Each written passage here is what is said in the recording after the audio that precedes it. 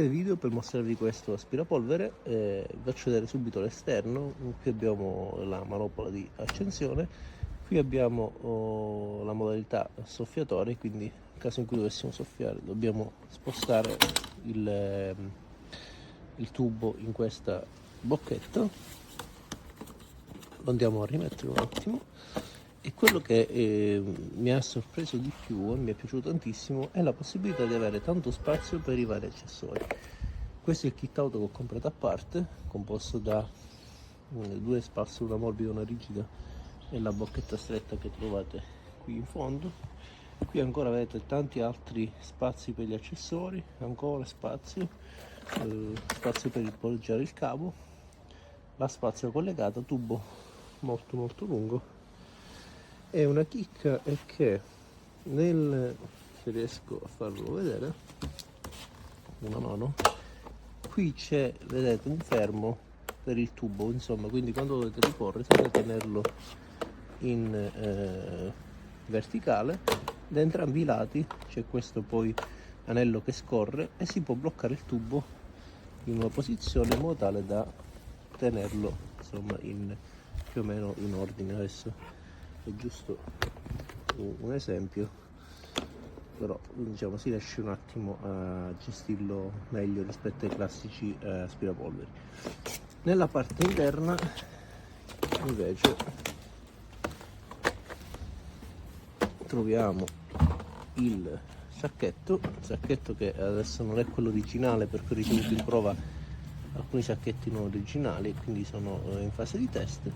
E qui invece abbiamo il filtro, quindi il filtro di carta, da questo punto di vista davvero eccezionale, potenza di aspirazione davvero ottima, rumore non eccessivo.